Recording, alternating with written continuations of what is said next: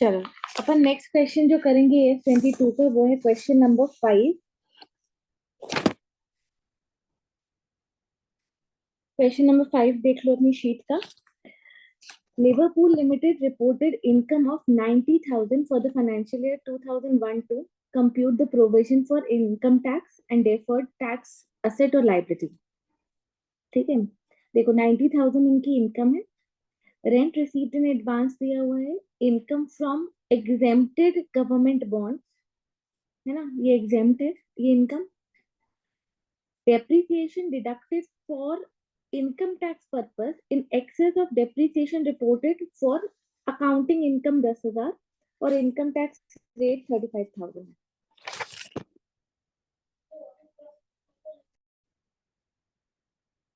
देखा question 5, accounting income दी हुई है 90,000। अब इसमें अपन को क्या क्या एडजस्टमेंट्स करने पड़ेंगे। सबसे पहले दिया है रेंट रिसीव्ड इन एडवांस।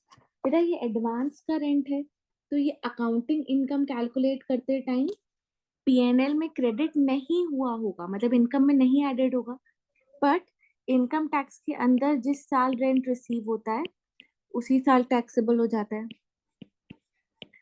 तो ये टैक्सेबल है, इसको ऐड कर देंगे अपन। जो इनकम एग्जेम्प्ट है ना, वो पीएनएल में हमने क्रेडिट की होगी, मतलब इस 90,000 में जोड़ी हुई होगी, बट क्योंकि वो एग्जेम्प्ट है तो हम इसको क्या करेंगे, रिमूव करेंगे। गवर्नमेंट बॉन्ड की इनकम को रिमूव कर देंगे अपन।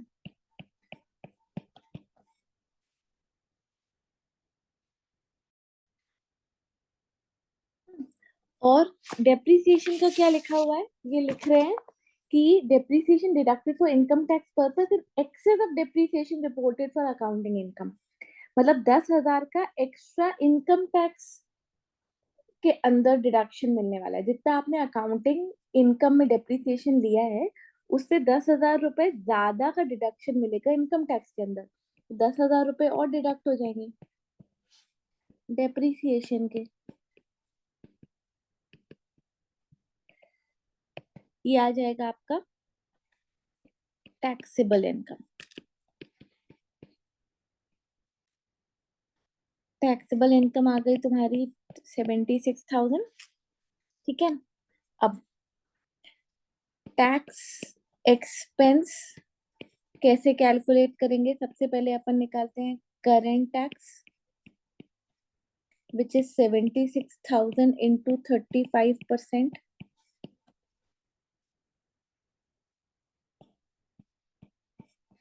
ठीक है, अब टाइमिंग डिफरेंस का एडजस्टमेंट करो। टाइमिंग डिफरेंस कौन कौन से होंगे, ये रेंट रिसीव्ड, ये रेंट रिसीव्ड इन एडवांस है तो अकाउंटिंग इनकम में इसको अगले साल लोगे, पर टैक्स इस पर इसी साल लग रहा है, टाइमिंग डिफरेंस है। और डेप्रिसिएशन टाइमिंग डिफरेंस है। ये वाली इनकम तो एग्जेम्प्ट है तो ये कभी भी टैक्सेबल नहीं होगी, तो ये क्या है, परमानेंट डिफरेंस है, ये परमानेंट डिफरेंस हो। ठीक है, तो रेंट रिसीव्ड इस साल आपको ज्यादा टैक्स पे करना पड़ रहा है, इनकम में ऐड हुआ है, बट अगले साल पे नहीं करना पड़ेगा इस पे टैक्स, तो deferred tax asset 16,000 into 35%।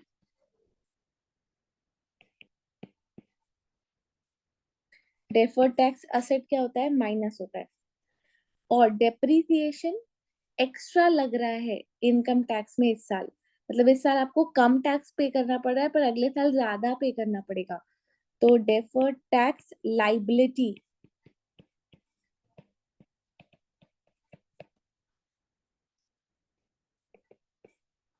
Deferred tax liability add होती है। टैक्स एक्सपेंस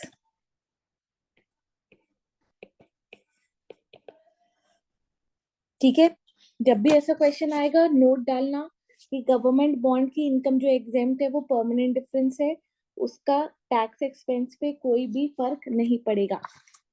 ठीक है, चलो नेक्स्ट क्वेश्चन देखेंगे, question number 6।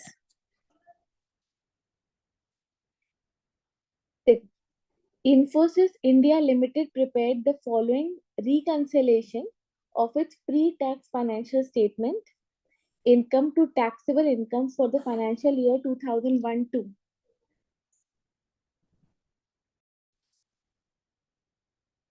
Infosys India Limited prepared the following reconciliation of its pre-tax financial statements, income to taxable income for the financial year. ठीक है, देखो इन्होंने प्री टैक्स फाइनेंशियल इनकम से टैक्सेबल इनकम कैलकुलेट करके दी हुई है क्वेश्चन में.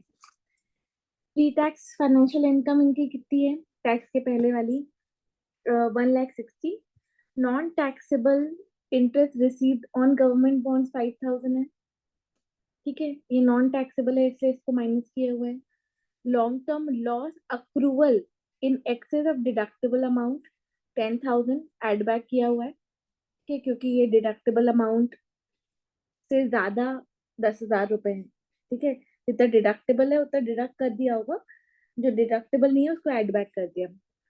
Depreciation in excess of financial statements account, ये एक्स्ट्रा अलाउड है इनकम टैक्स के अंदर 25,000. तो टैक्सेबल इनकम आ गई है 1,40,000.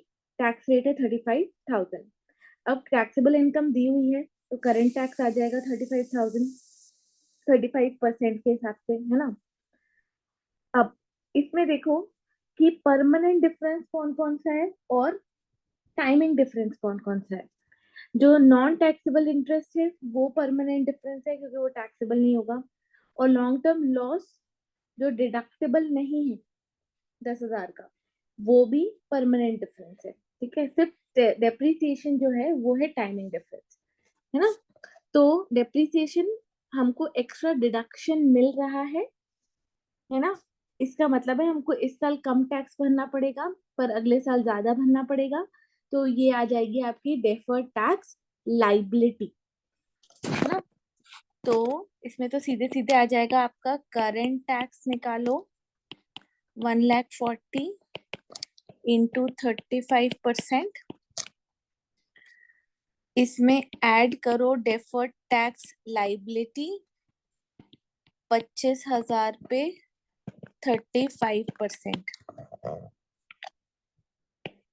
49,000 और 8,750, 57,750. ये आ गया आपका टैक्स एक्सपेंस. बाकी के लिए नोट डालना कि गवर्नमेंट बॉन्ड और लॉन्ग टर्म लॉस ये परमानेंट डिफरेंस है, इसका टैक्स एक्सपेंस पे कोई असर नहीं आएगा. ठीक है, चलो अब नेक्स्ट कॉन्सेप्ट अपन समझते हैं. अपन ने एक सेक्शन नहीं पढ़ा है क्योंकि वो फाइनल लेवल पर आता है. Section 115 JB MAT. ठीक है, मैट का मतलब है minimum alternate tax. Minimum alternate tax. देखो ये वाला सेक्शन, इसका जस्ट बता रही हूँ बस. ये आपको बहुत सारे डिडक्शंस मिलते हैं. ठीक है, बहुत सारे आपको चैप्टर 6A के अंदर भी आपको बहुत सारे डिडक्शंस मिलते हैं. ठीक है, और अलग अलग सेक्शंस में कुछ कुछ ऑर्गेनाइजेशंस को टैक्स हॉलीडेज भी मिलते हैं कि अगर बैकवर्ड एरिया में आपने कोई स्टार्टअप ओपन किया है तो आपको टैक्स हॉलीडे मिलेगा. टैक्स हॉलीडे मतलब कि कुछ सालों तक आपको टैक्स पे ही नहीं करना पड़ेगा. बट गवर्नमेंट यहाँ पर मिनिमम ऑल्टरनेट टैक्स का प्रोविजन डालती है कि आप वो सारे डिडक्शंस लो, बट मिनिमम इतना टैक्स तो आपको पे करना ही पड़ेगा जिसका आपको बाद में जाके क्रेडिट मिल जाता है. ये वाला प्रोविजन इसीलिए डाल के रखा है कि टैक्स हॉलीडे के बाद जब वो टैक्स हॉलीडे हटेगा या जब वो डिडक्शंस आपको मिलना बंद होंगे तो एकदम से आपके ऊपर टैक्स बर्डन आएगा, है ना. तो इसीलिए आप मिनिमम मिनिमम पे करते जाओ और जब आप टैक्स हॉलीडे आपके ऊपर से हट जाएगा तो जितना आपने मिनिमम पे किया है ना, नॉर्मल टैक्स के ऊपर जितना भी आपने पे किया है उसका आपको क्रेडिट मिलता जाएगा. ये तुम लोग फाइनल में सीखोगे पूरा प्रोविजन. ठीक है, अभी मैंने तुम लोग को सिर्फ जिस्ट बता दिया है इसका. ठीक है, तो इसमें पहले तो तुम लोग नोट डाउन करना, ठीक है? मैं डिक्टेट कर रही हूँ, अगर स्पीड ज्यादा लगे तो स्लो डाउन कर देना वीडियो को, ठीक है? As per the provisions of AS 22, as per the provisions of AS 22, calculation of deferred tax will be made by normal tax rate. ठीक है, एक नॉर्मल टैक्स रेट होता है, एक मिनिमम ऑल्टरनेट टैक्स रेट होता है। तो जो भी आप डेफर्ड टैक्स कैलकुलेट करोगे, डेफर्ड टैक्स मतलब आगे आने वाली लाइबिलिटी या आगे मिलने वाला बेनिफिट, वो हमेशा नॉर्मल रेट से कैलकुलेट करोगे, मैट के रेट से कैलकुलेट नहीं करोगे, ठीक है? तो क्या लिखा, calculation of deferred tax will be made by normal tax rate even if even if company is paying current tax for current year under section 115JB. Company is paying current tax for current year under section 115JB. It means that MAT rate is never considered for deferred tax. It means that MAT rate is never considered for deferred tax. ठीक है, चलो अब इसका पूरा concept समझने के लिए एक क्वेश्चन अपन डिस्कस करते हैं। क्वेश्चन नंबर 12 देखना तुम लोग अपनी शीट में।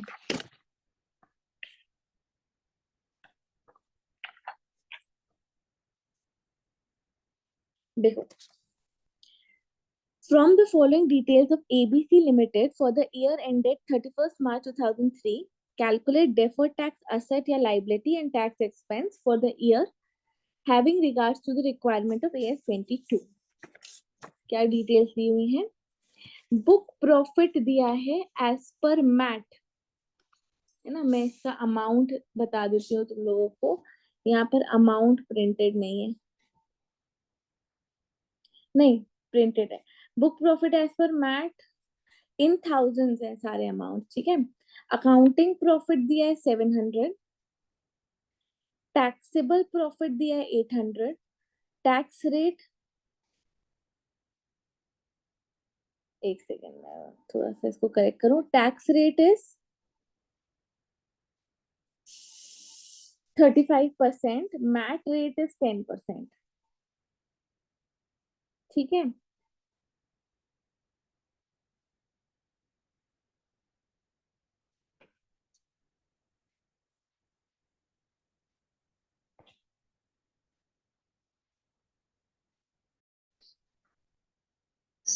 थोड़ा सा करेक्शन है, ठीक है? Book profit as per MAT के सामने 700 आएगा, मैं यहाँ लिख देती हूँ।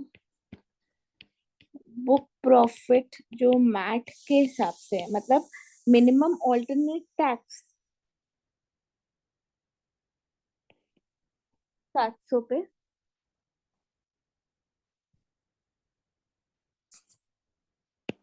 Accounting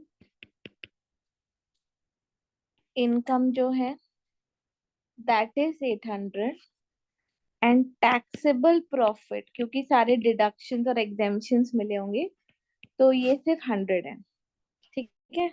tax rate is 35% and minimum alternate tax rate is 10%। अब देखो ये कैसे वर्क करता है, आपको नॉर्मल टैक्स और minimum alternate tax whichever is higher वाला आपको पे करना पड़ेगा, क्योंकि गवर्नमेंट बोल रही है कि मिनिमम इतना अमाउंट तो आप पे करो, है ना?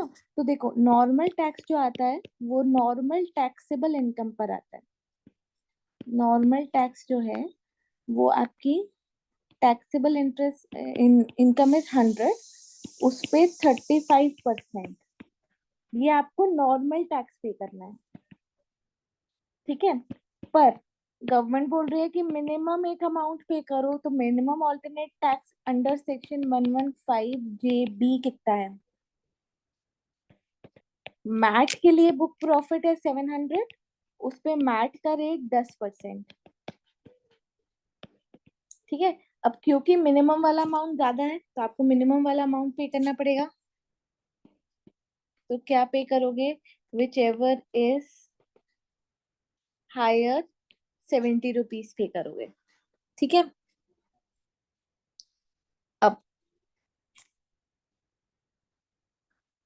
डेफर्ड टैक्स लाइबिलिटी या असेट कैसे आएगा? टैक्सेबल प्रॉफिट कम है ना, और अकाउंटिंग इनकम ज्यादा है, मतलब अभी कम पे करना पड़ेगा पर ज्यादा बाद में पे करना पड़ेगा। ठीक है, और ये जो डिफरेंस है वो हम मान के चल रहे हैं कि ये टाइमिंग डिफरेंस है, क्योंकि कुछ भी नहीं दिया है। ठीक है, तो डेफर्ड टैक्स लाइबिलिटी क्रिएट होगी कितनी? 700 पे। 700 कैसे आया? 800 माइनस 100। भले आप मिनिमम ऑल्टरनेट टैक्स पे कर रहे हो, पर डेफर्ड टैक्स लाइबिलिटी इन्हीं के डिफरेंस से क्रिएट होगा। ठीक है, 700 into 35% is your deferred tax liability. तो 245 तुम्हारा डेफर्ड टैक्स लाइबिलिटी, तुम्हारा टैक्स एक्सपेंस 315 हो गया। इसमें हमने अजम्पशन ये लिया है कि जो भी डिफरेंस है अकाउंटिंग प्रॉफिट और टैक्सेबल प्रॉफिट में, वो टाइमिंग डिफरेंस है। ठीक है, जब भी मैथ दिया होगा तो अपन को इसी तरीके से करना पड़ेगा। चलो, अभी नेक्स्ट क्वेश्चन अपन देखते हैं।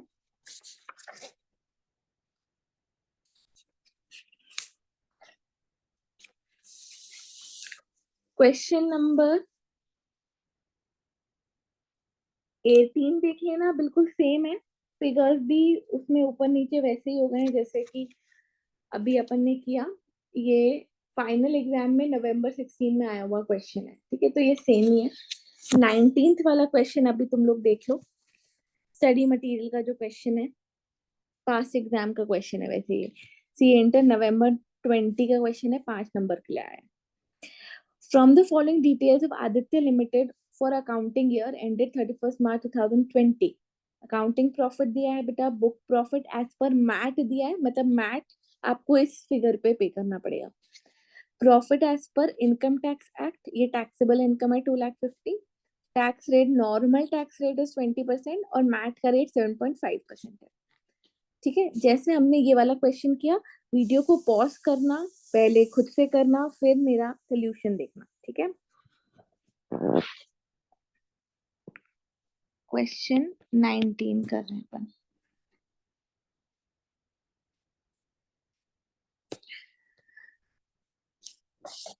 चल, सबसे पहले we will calculate current tax.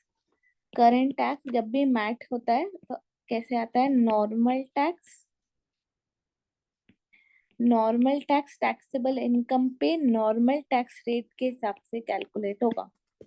तो 2,50,000 पर 20% 50,000, या फिर आपको मैट पे करना पड़ेगा अगर वो ज्यादा आता है तो।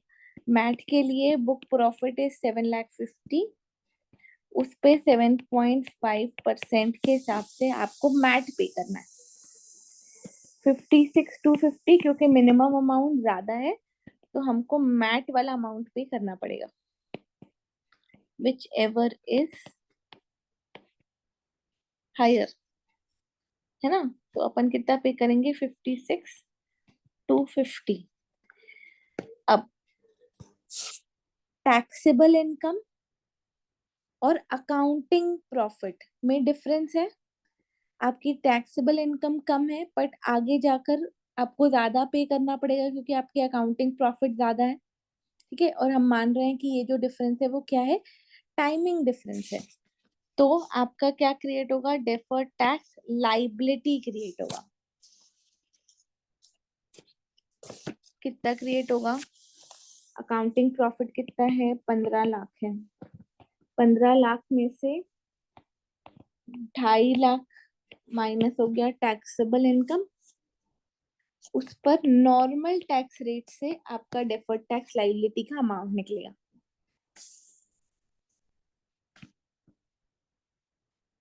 $2,50,000, ये आपका टैक्स एक्सपेंस आ जाएगा।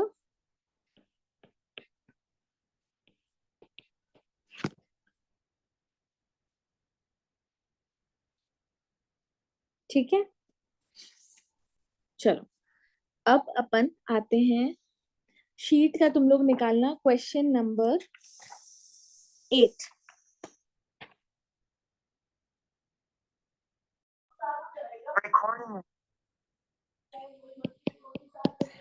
चलो देखो, question number 8, following particulars are stated in balance sheet on 31st March 2003, है ना। डेफर्ड टैक्स लाइबिलिटी का पहले से बैलेंस दिया हुआ है 20 लाख, और डेफर्ड टैक्स असेट का पहले से बैलेंस दिया हुआ है 10 lakh.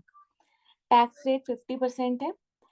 Repair to plant and machinery 100 lakhs was spent over a period of spread over a period of 2003, 4 and 4, 5 equally in the books।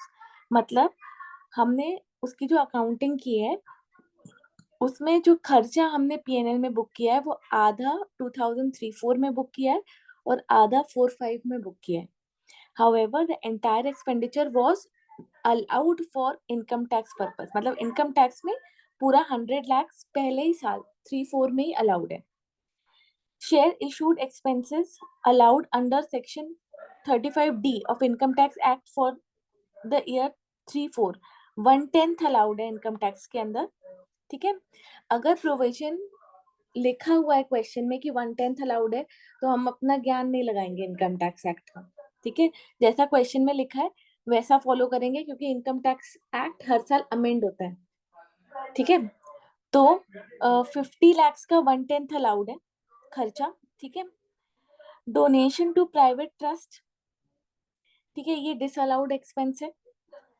Interest to financial institution to be accounted in the books on accrual basis, but actual payment 31st October 2004 को हुई है, return filing के बाद हुई है, 43B लगेगा यहाँ पर।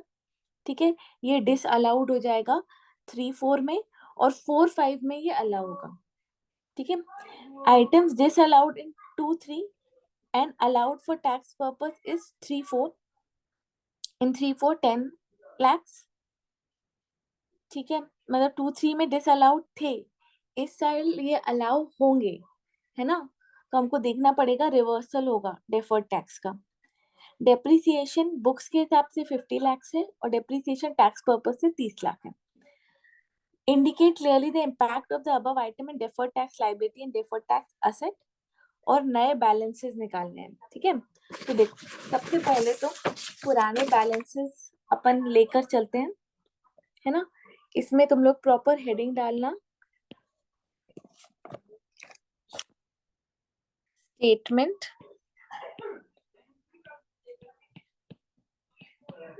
showing calculation of closing balances of DTL या DTA, है ना। हम कौन से ईयर का कैलकुलेट कर रहे हैं, हम करंट ईयर 2003, 2004 का कैलकुलेट कर रहे हैं। ठीक है, यहाँ पे लिख लो as eight 31st March 2004, DTL और DTA। सबसे पहले बैलेंसेस अपन को जो दिए हुए हैं, balance on 1st April 2003,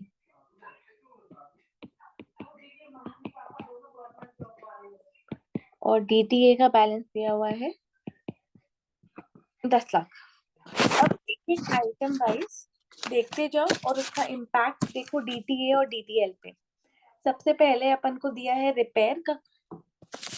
repair 100 lakh किया है, बट अकाउंट्स में 50 lakhs का ही पीएनएल में डेबिट किया है, बट इनकम टैक्स में पूरा इस साल अपन को ये अलाउ हो जाएगा, है ना।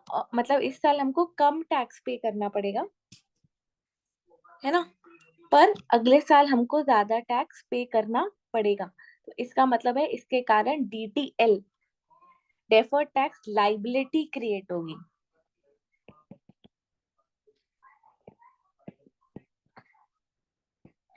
DTL on excess expenditure of repairs for tax purpose. 100 lakh का है, 50 लाख का हम डिडक्शन एक्स्ट्रा ले रहे हैं, 50% टैक्स रेट है, तो DTL कितना क्रिएट होगा? हर पॉइंट में सोचो कि DTA क्रिएट होगा, DTL क्रिएट होगा या पुराना वाला रिवर्स होगा, ठीक है। इसके बाद जो 1/10 खर्चा पिछले जिस साल हमने ये खर्चा इनकर किया होगा उसमें हमने अकाउंटिंग में पूरा डिडक्शन ले लिया होगा, ठीक है। बट हम इस साल 1/10 का डिडक्शन ले रहे हैं, ठीक है। तो हमने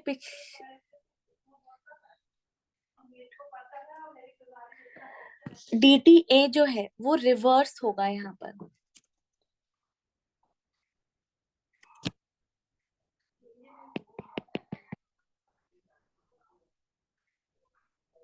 जब हमने अकाउंट्स में ज्यादा डिडक्शन लिया होगा पर टैक्स में कम, तो हमने टैक्स ज्यादा भरा होगा जिसका हमको बेनिफिट आगे आने वाले सालों में मिलेगा।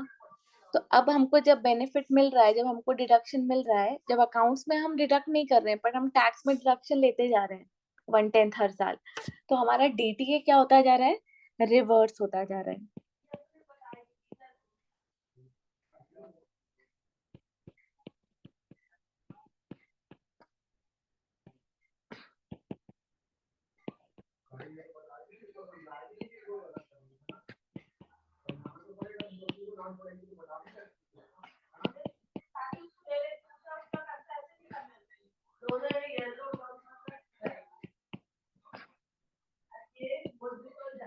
वन टेंथ लेना, 50 lakhs का 1/10 लेना, उसका 50% टैक्स रेट से इंटू करना, इतना DTA इस साल क्या हो जाएगा? रिवर्स हो जाएगा। थर्ड लिखा है डोनेशन टू प्राइवेट इंटरेस्ट, ये परमानेंट डिफरेंस है, ठीक है। ये डिसअलाउड होता है, इसके कारण कोई DTA और DTL में इफेक्ट नहीं आएगा, बट हम यहाँ पे लिख देते हैं क्योंकि हम लिखेंगे नहीं तो हमें मार्क्स नहीं मिलेंगे। Donation to private trust, no deferred tax, it is permanent difference.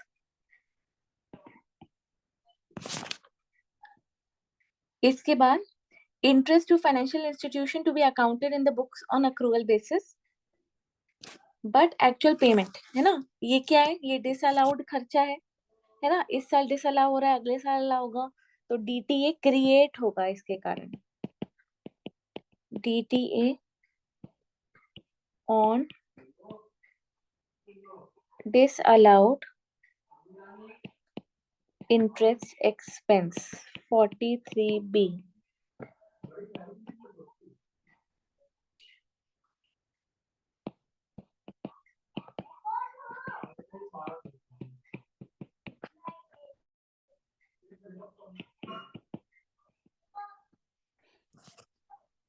इसके बाद items disallowed and allowed for tax purpose,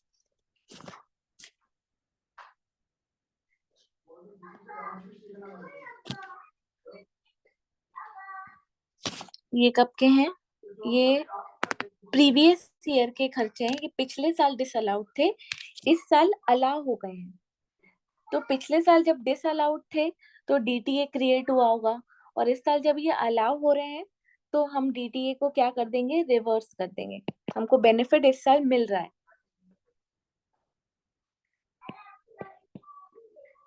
reversal of DTA on allowed items in current year which are disallowed in previous year.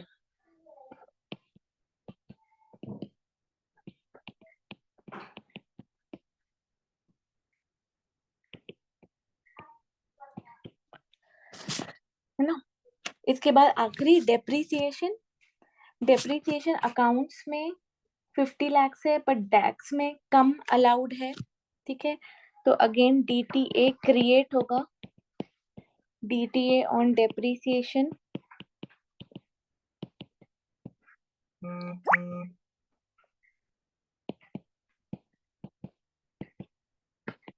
Minus 30 lakhs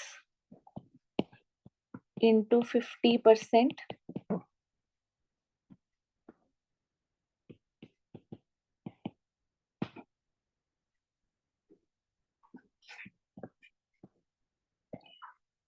ठीक है। सबका total कर लेना, तो अपना आ जाएगा closing balance of deferred tax.